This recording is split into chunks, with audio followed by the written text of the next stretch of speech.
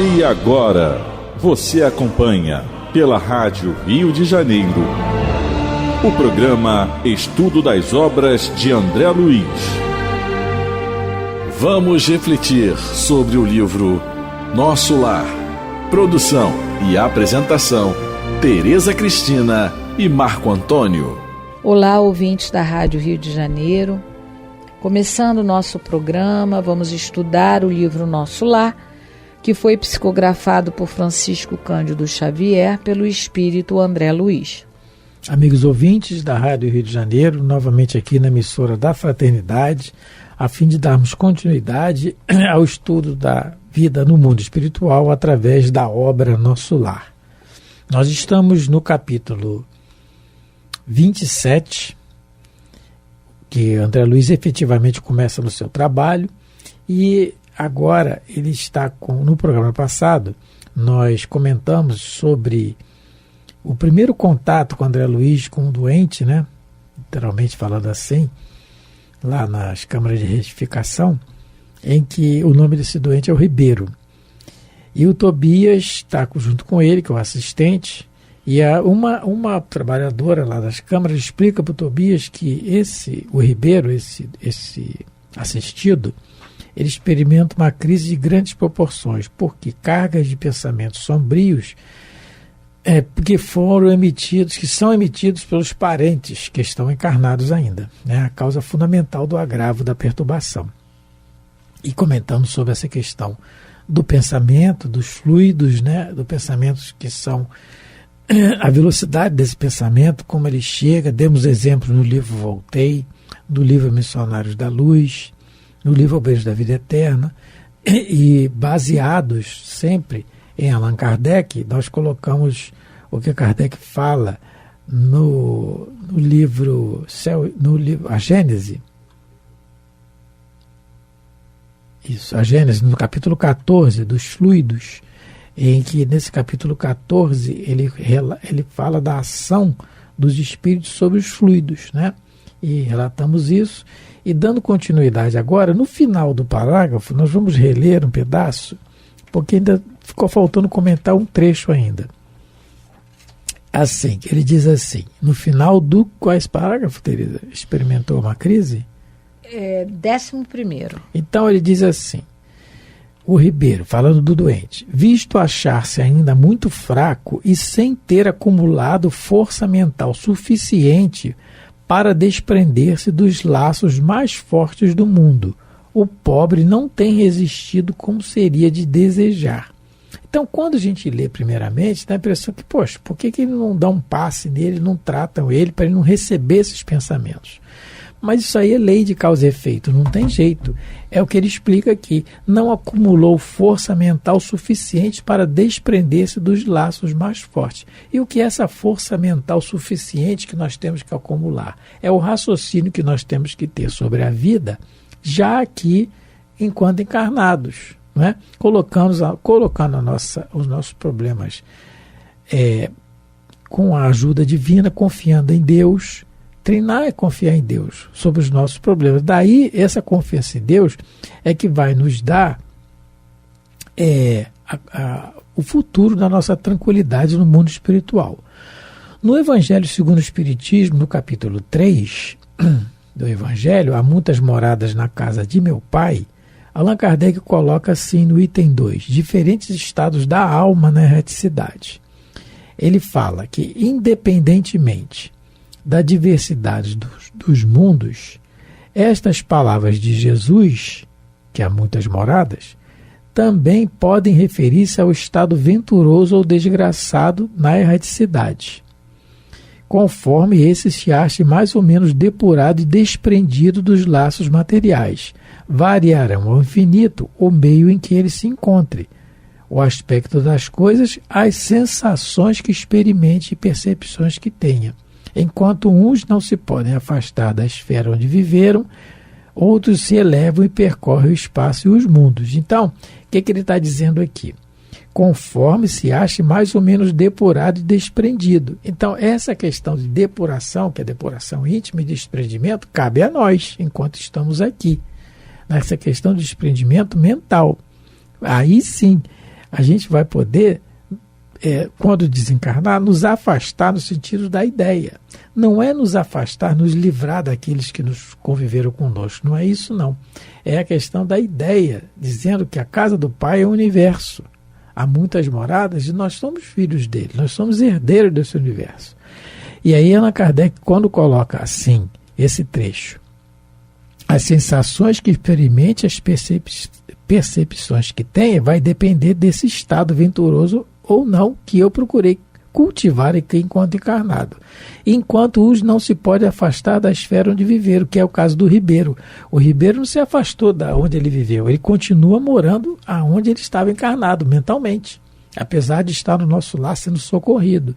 Então esse socorro, isso que a trabalhadora lá, a velhinha, né, que ele chama de velhinha, fala e explica para o Ribeiro, ela explica assim, não ter acumulado força mental. Essa força mental é o treino do desprendimento, é o treino do desapego, é o oposto do quê? Do egoísmo, porque é tudo para nós, né?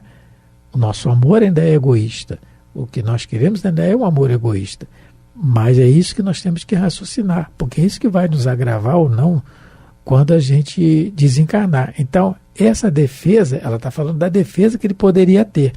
Essa defesa ele poderia ter cultivado aqui enquanto encarnado. Sim. Então, continuando agora. Nós estamos agora no parágrafo 12. 12. Enquanto o generoso Tobias acariciava a fronte do enfermo, a serviçal prosseguia esclarecendo. Detalhe, né? Está acariciando a fronte do enfermo, né? Está transmitindo energia. Energias boas, né? Que é o passe. Que é o passe, né? O passe nada mais é do que uma transfusão de energias que os espíritos bons aplicam nos encarnados ou nos desencarnados. Então, uma mãe, quando acaricia um bebezinho, não é? Quando ela faz um cafuné, ela está dando passe dele, ela está transmitindo tudo que ela tem de bem, de bom, para o seu filhinho. E a mamãe também pratica aquele passe que a gente chama de passe de sopro, que a gente sabe que existe no mundo espiritual, no livro Os Mensageiros.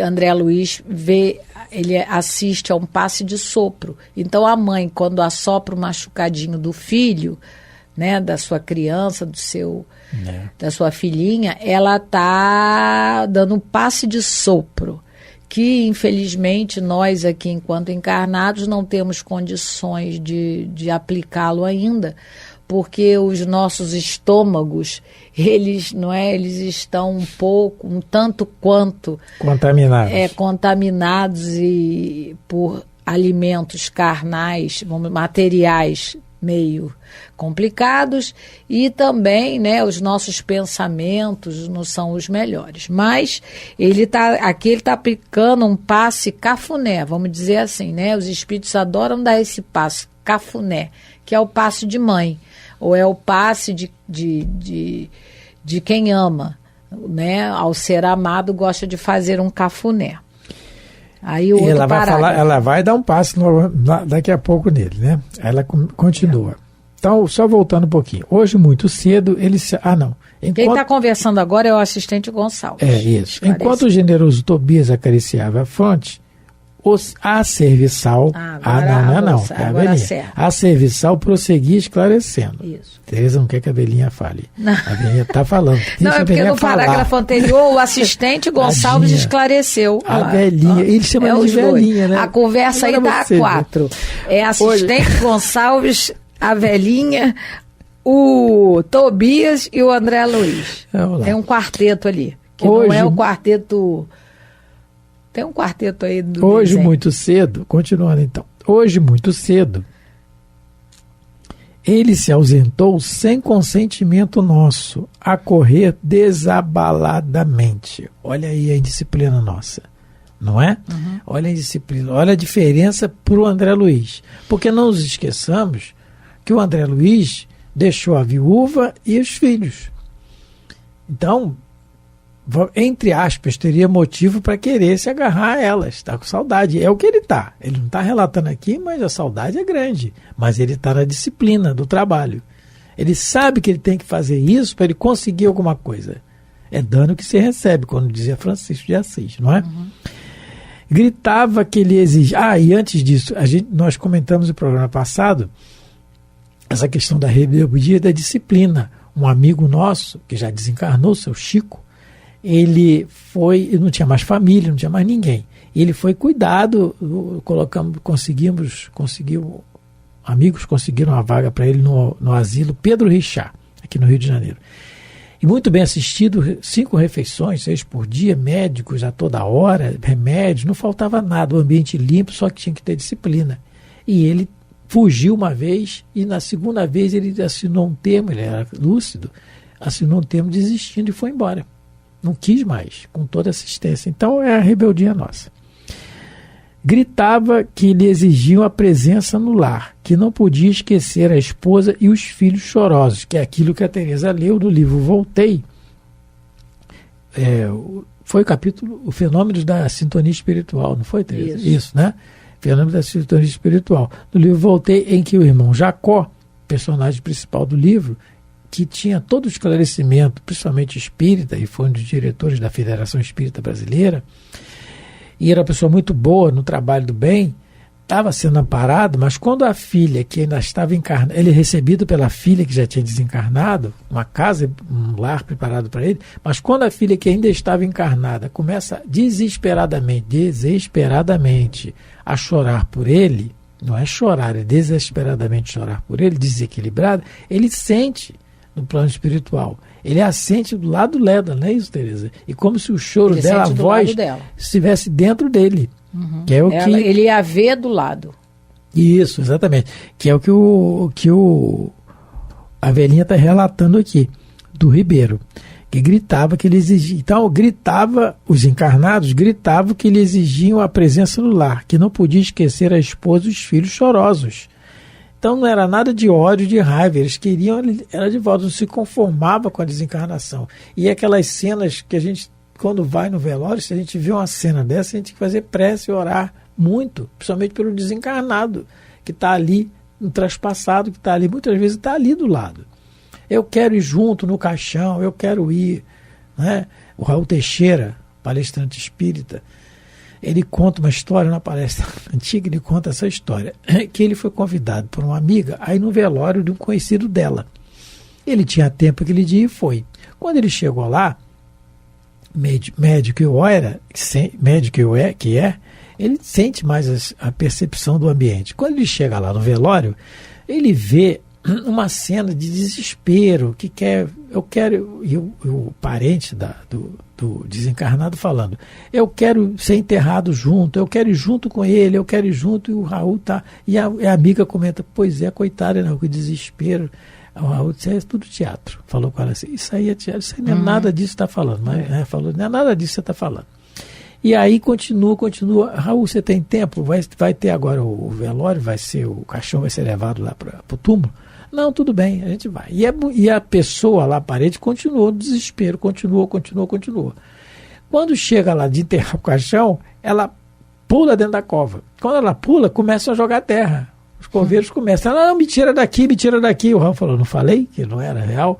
Porque é aquele que a gente faz o desespero, nos desequilibra, nos faz falar coisas que não é real, que a gente não vai fazer.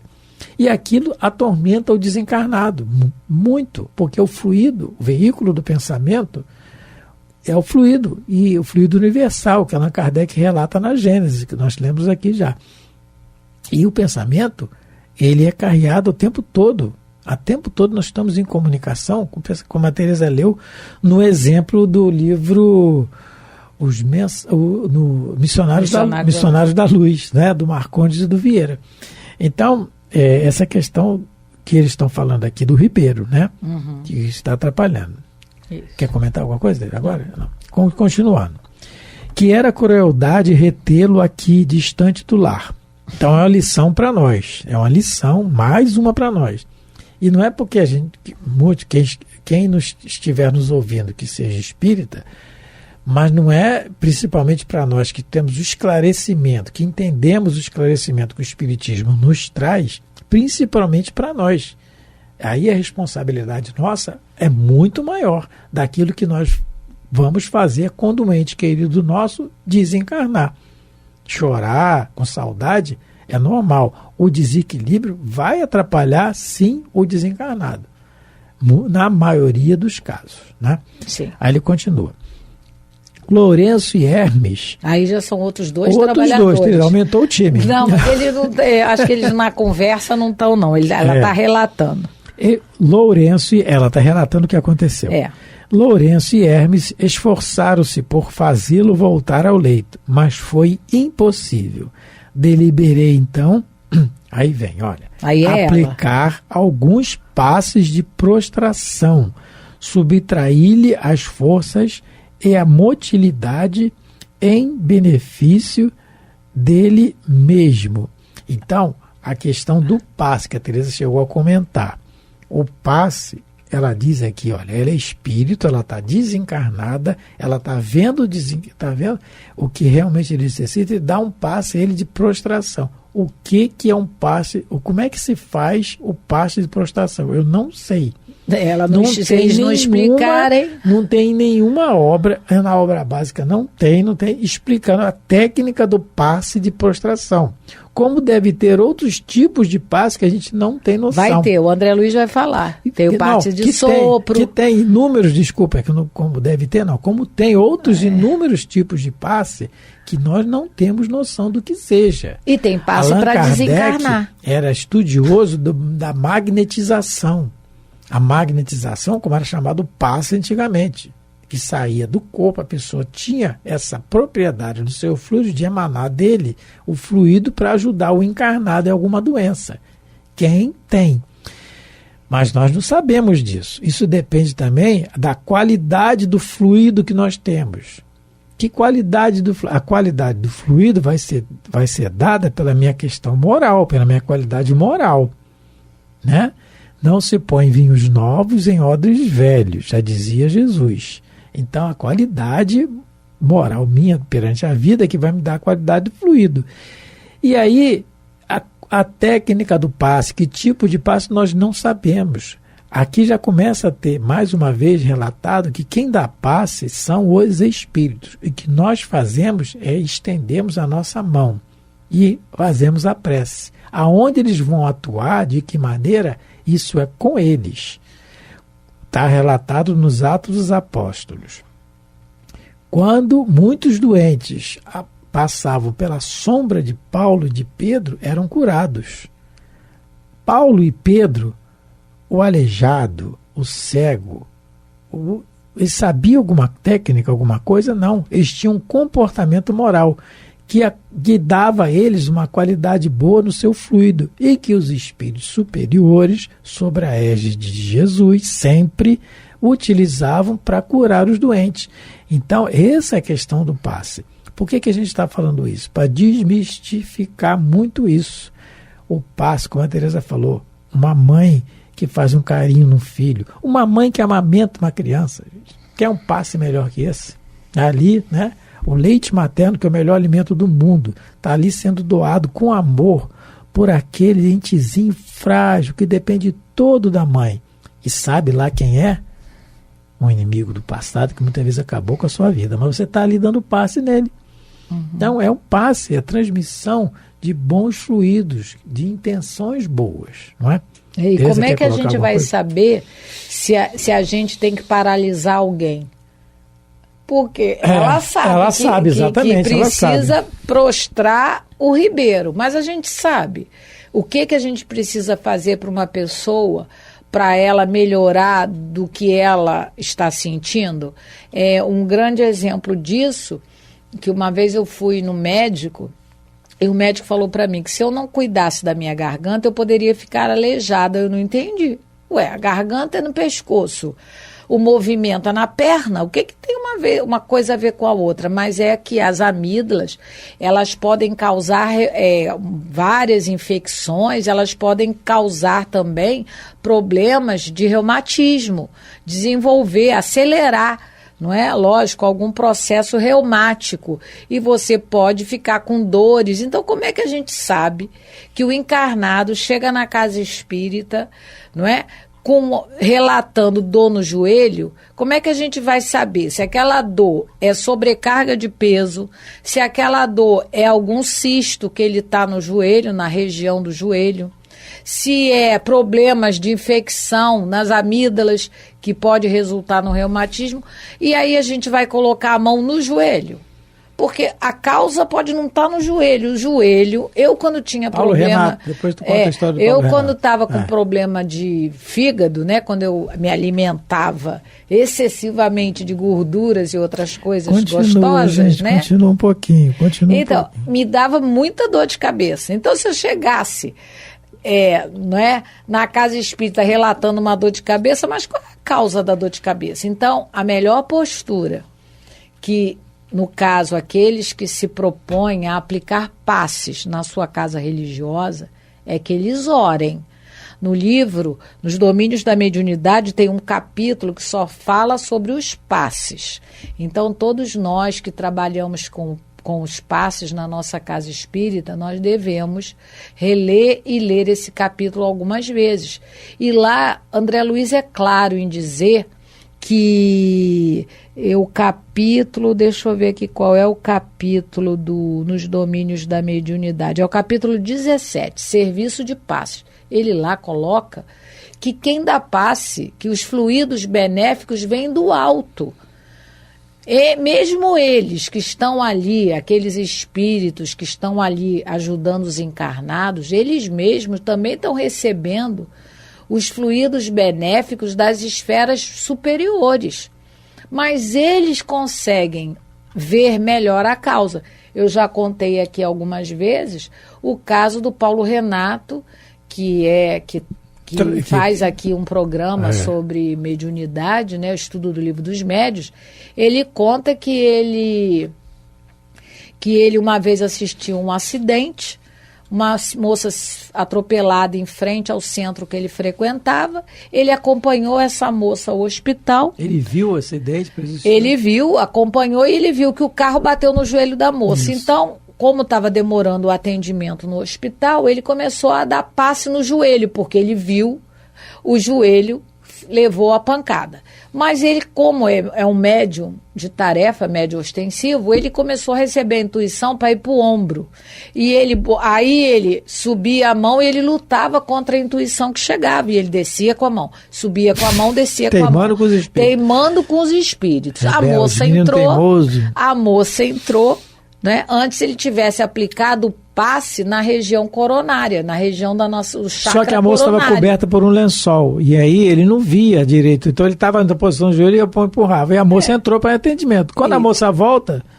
quando a moça volta do atendimento, ela volta andando, não tem nada no joelho, e ela está com gesso na clavícula. Ela tinha fratura na clavícula. E aí ele percebeu que ele deu passe no lugar errado. Eu acho que ele ficou todo bobinho, meu passe foi bom, ela tá andando. Acho que não. Nada, ele deu passe no lugar errado. Os espíritos intuíram ele para dar o passe no ombro. Então, o melhor local para você aplicar um passe em alguém é no chakra coronário, que fica na nossa cabeça, no alto da cabeça.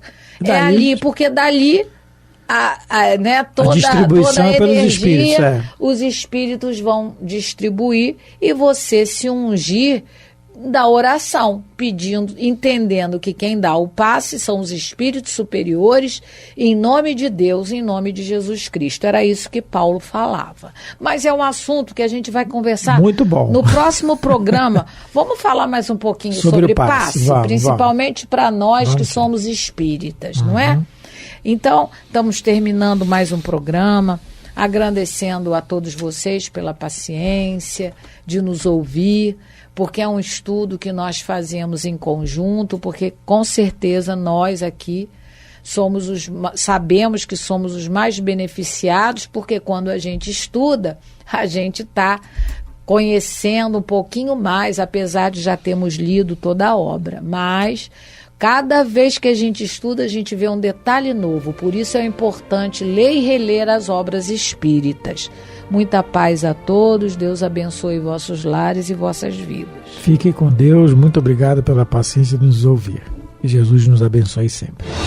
A Rádio Rio de Janeiro apresentou o programa Estudo das Obras de André Luiz. Produção e apresentação, Tereza Cristina e Marco Antônio.